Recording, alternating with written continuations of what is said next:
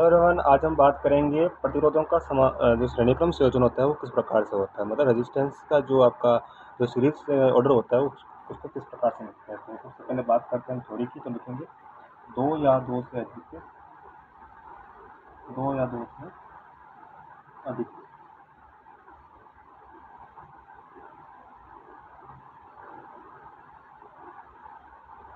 प्रतिरोध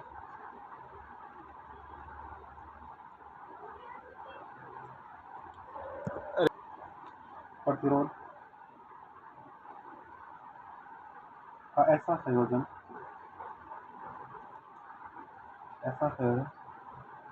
जिसमें प्रत्येक प्रतिरोध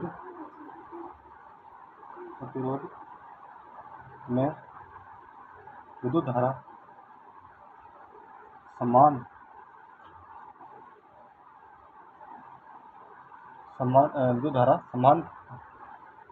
प्रवाहित होती है। श्रेणीक्रम संयोजन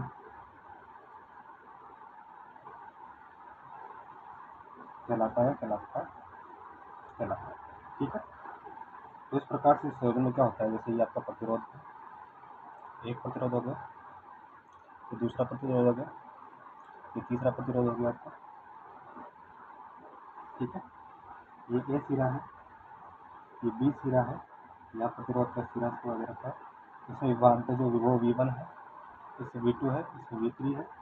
सभी में जो धारा है वो एक सी हो रही है, लेकिन इसमें सभी प्रतिरोध अलग अलग है, प्रतिरोध अलग होगा। इस प्रकार से सेल है आपका। ठीक है। ये हो गया इस प्रकार से आपका। तो आप क्या लिखोगे, आप लिखोगे प्रतिरोध पर विभवांतर, क्या देगा बच्चों विभवांतर परम से है। R1 के लिए कितना हो जाएगा, V1 हो जाएगा, R2 के लिए V2 हो जाएगा, तथा R3 के लिए कितना हो जाएगा, V3 हो जाएगा। ओम नियम से क्या होता है, ओम का नियम V1 बराबर IR1। ओम के नियम से हम निकाल सकते हैं इसको, ये हो जाएगा आपका। दूसरा है आपका V2 क्या जाएगा, ये जाएगा। इस प्रकार V3 क्या जाएगा आपके पास। ठीक है।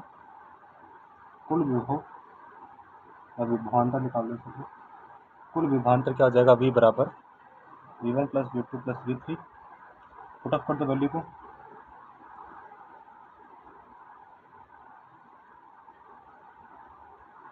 ठीक है। कॉमन क्या आ रहा है वो कॉमन ले लो, आई कॉमन आ रहा है, अंदर ही हो जाएगा आपको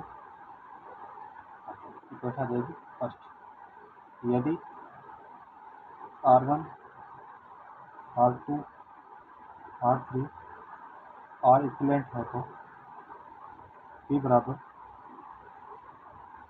R इक्विवेलेंट, तो समीकरण आ जाएगी अपने पास दो। समीकरण एक और समीकरण दो की क्या कर देंगे, हम तुलना कर देंगे।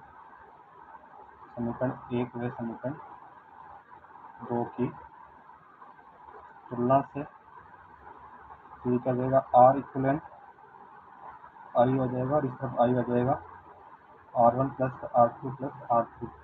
जो कट रहा है उसको काट दो, तो R इक्विवेलेंट क्या आ जाएगा आपके पास, R1 R2 R3। तो ये किसके लिए बात कर रहे हैं, यदि प्रतिरोध में कितने परिपथ में 3 प्रतिरोध है आपके। ठीक है। इसी प्रकार बात करते हैं यदि n प्रतिरोध हो तो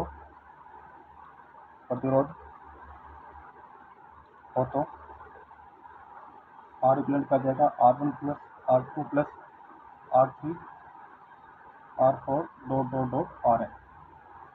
ठीक है।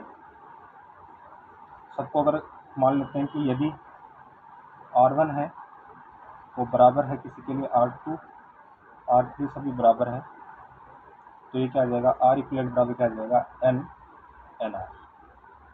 ठीक है। तो ये होता है आपका श्रेणीक्रम संयोजन के लिए। अब बात करते हैं इसमें कुछ गुण होते हैं, प्रॉपर्टी होती है। तो सबसे पहली प्रॉपर्टी क्या होती है, सभी प्रतिरोध में प्रवाहित धारा या विद्युत धारा समान होती है, ठीक है, समान होती है। परिपथ का परिणामिक विभवांतर पृथक प्रतिरोधों के सिरों पर विभवांतर के योग के तुल्य होता है। मतलब सभी जो प्रतिरोध होता है उनका जो जोड़ होता है उसके बराबर क्या होता है, इसका नेट प्रतिरोध होता है, ठीक है। तीसरी प्रॉपर्टी क्या है, तुल्य प्रतिरोध का मान संयोजन में जोड़े गए किसी एक प्रतिरोध के मान से अधिक होगा, ठीक है, क्योंकि सभी को जोड़ के जो प्रतिरोध निकला है वो एक के बराबर क्या होगा, सबसे ज़्यादा होगा, एक की कंपेरिजन सबसे ज़्यादा होगा, ठीक है। तो ये होता है आपका श्रेणी क्रम संयोजन। अगले वाले वीडियो में हम बात करेंगे इसके समांतर क्रम के बारे में, मतलब टेलर के बारे में।